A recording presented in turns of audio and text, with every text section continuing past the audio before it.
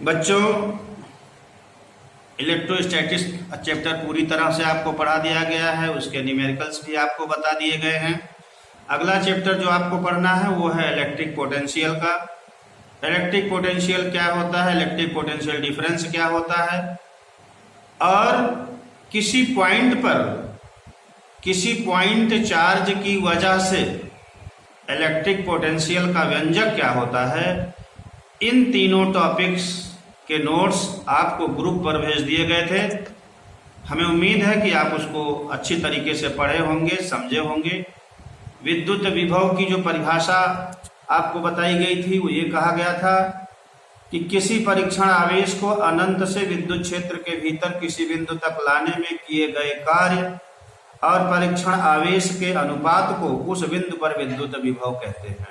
दूसरे शब्दों में कह सकते हैं कि एकांक परीक्षण आवेश को अनंत से विद्युत क्षेत्र के भीतर किसी बिंदु तक लाने में जितना कार्य करना पड़ता है वही कार्य उस बिंदु पर विद्युत विभव के बराबर होता है।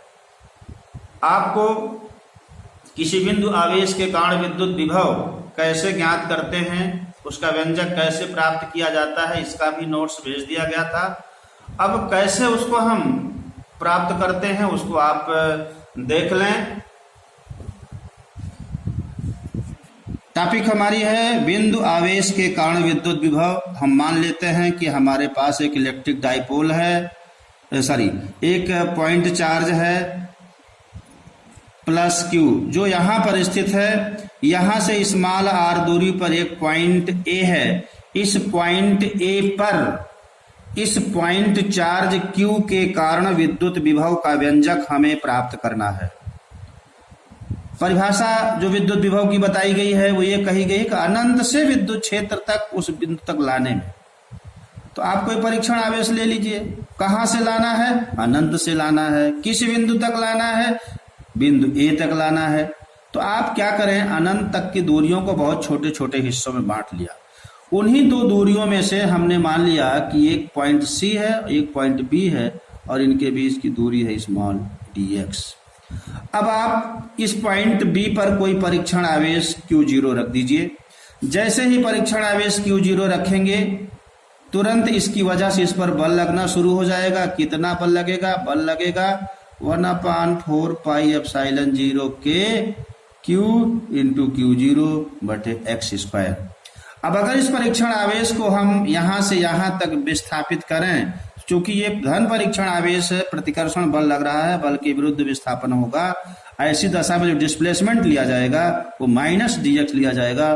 तो चूंकि विस्थापन बहुत सूक्ष्म है तो कार्य भी बहुत सूक्ष्म होता है।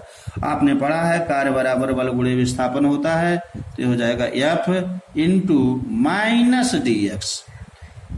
ये हो गया इस परीक्षण आवेश Q0 को बिंदु B से C तक लाने में किया गया कार्य। हमने कहा कि बिंदु A से अनंत तक की दूरियों को इस प्रकार से तमाम छोटे छोटे हिस्सों में डिवाइड कर लीजिए। और टोटल वर्क डन कैसे ज्ञात करेंगे, इसको आप इंटीग्रेट करके पता कर सकते हैं। तो परीक्षण आवेश को बिंदु A तक लाने में कुल कार्य कितना होगा, इसको आप ऐसे मिल सकते हैं।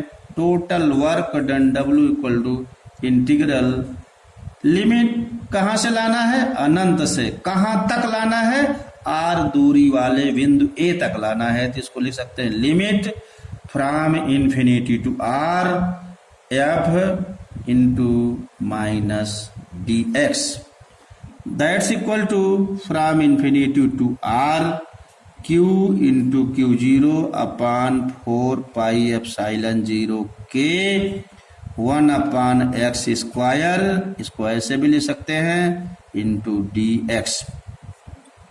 Also we can write Q into Q0/4 pi epsilon 0 के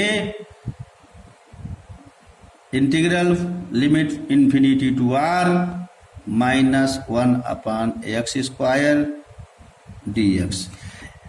मैथमेटिक्स में जो इंटीग्रेशन पढ़ाया जाता है, जो मैथ के बच्चे हैं संभवतः वो पढ़े होंगे। इंटीग्रल में एक फार्मूला है, सपोज कर लें कोई फंक्शन है x⁴n, इसको हमें इंटीग्रेट करना है।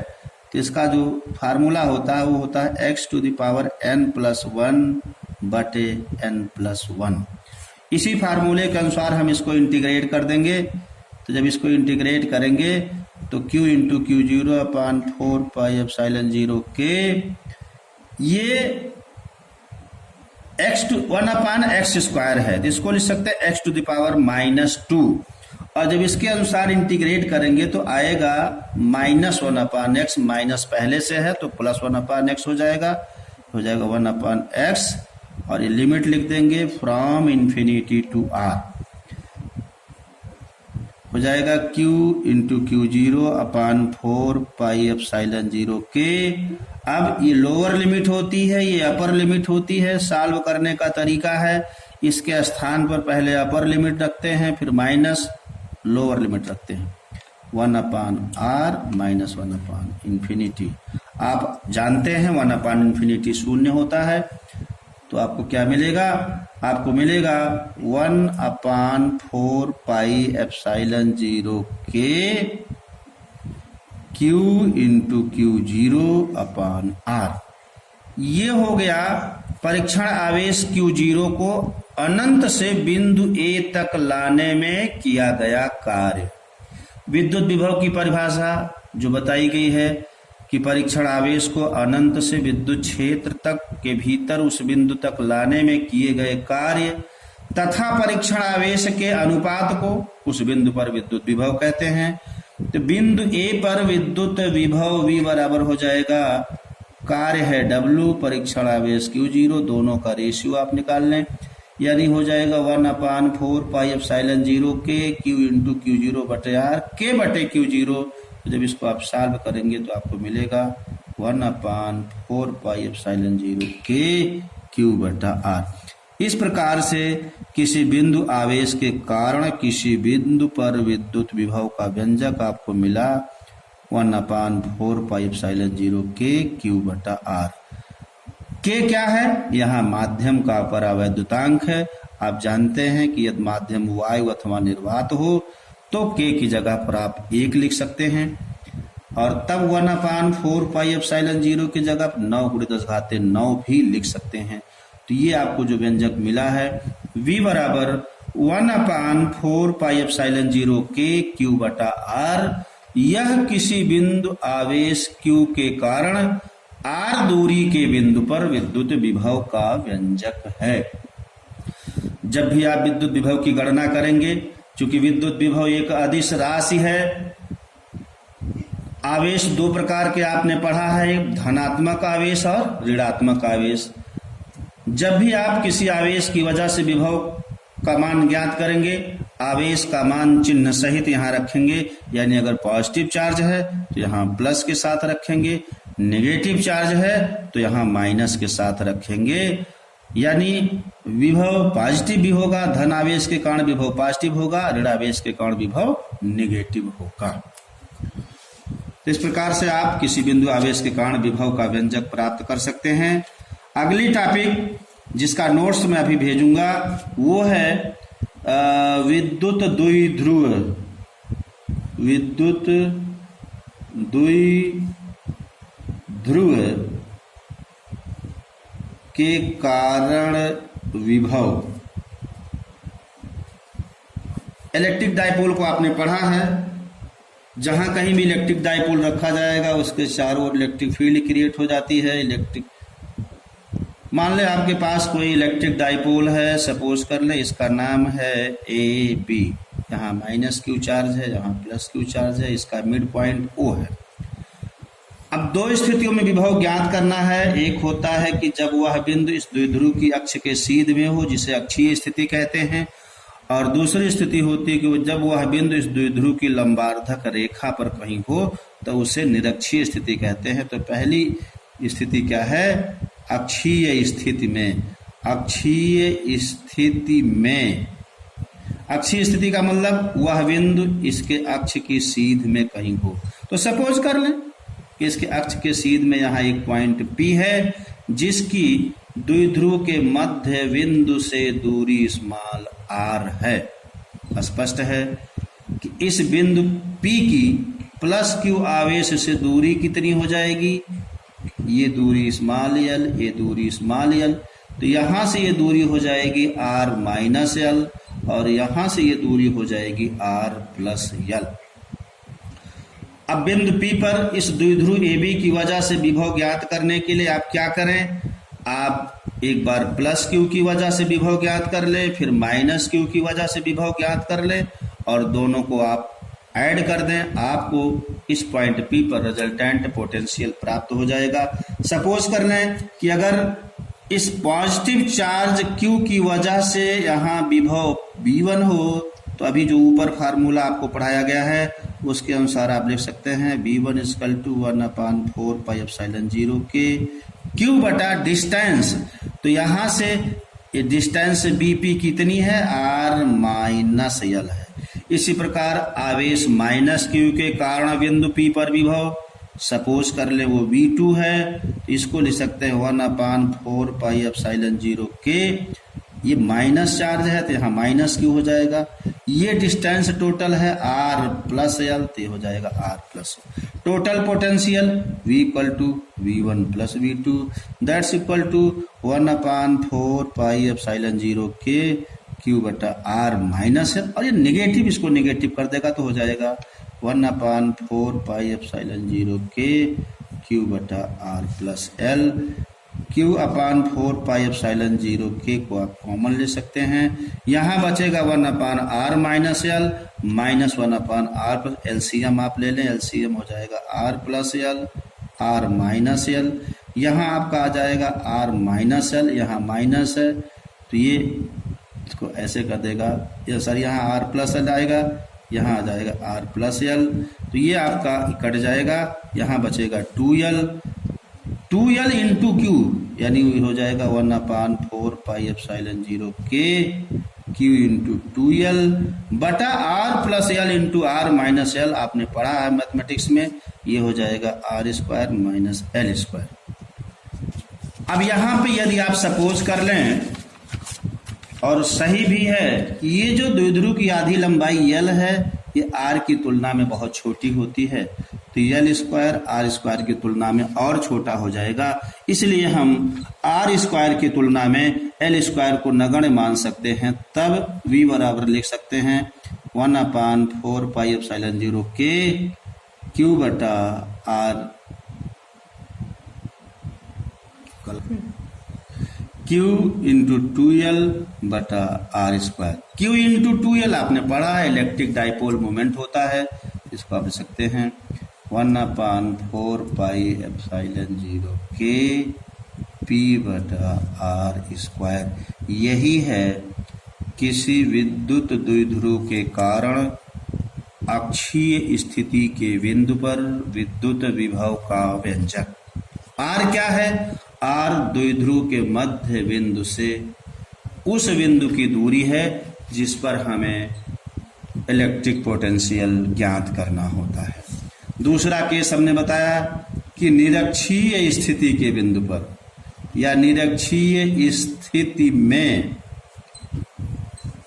तो निरक्षीय स्थिति का मतलब मान लें ये कोई इलेक्ट्रिक डाइपोल है, सपोज कर लें ये है A B, यहाँ चार्ज है -Q, यहाँ चार्ज है +Q, इसका मिड पॉइंट है O, इसका आप लंबार्धक बनाएं और इस लंबार्धक पर स्मॉल r दूरी पर कोई पॉइंट ले लें P, इसको यहाँ से मिला दें, फिर इसको यहाँ से मिला दें।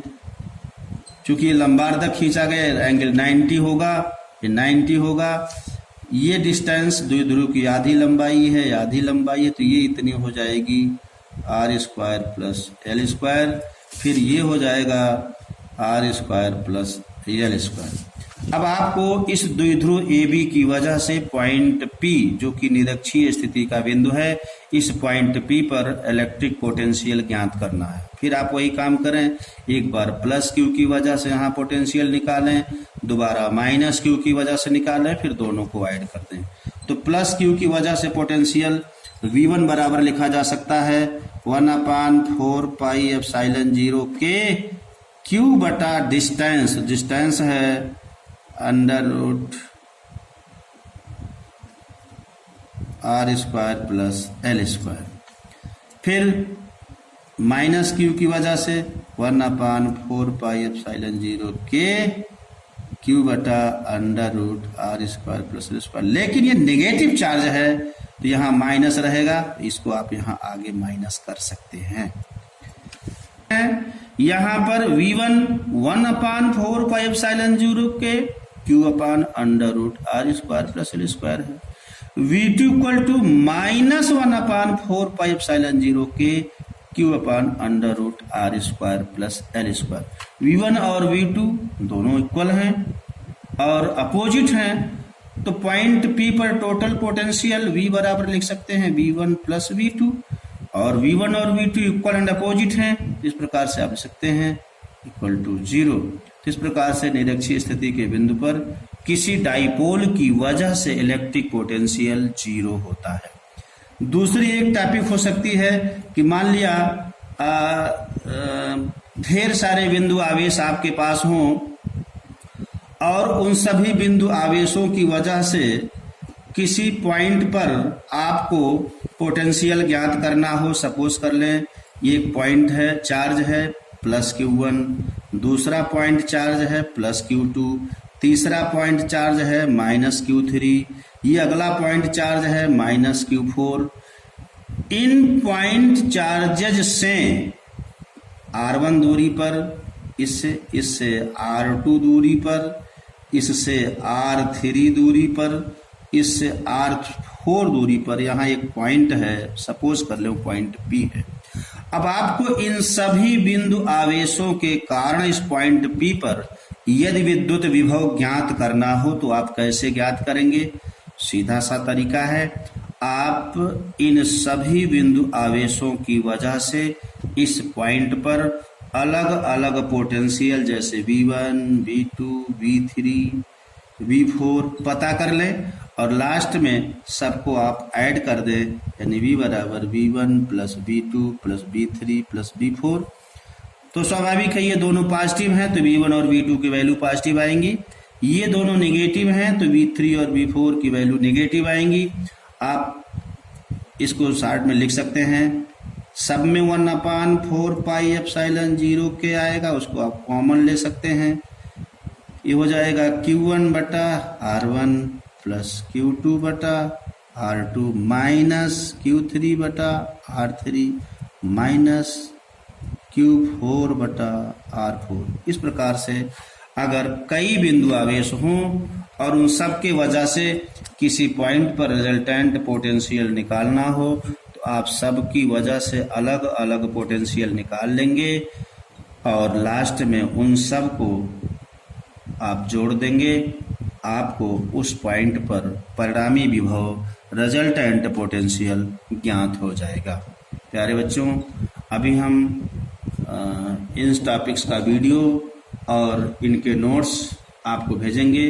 वीडियो के लिए आपको एक लिंक जाएगा ग्रुप पर, उस लिंक को ओपन करके आप वीडियो को देख सकते हैं।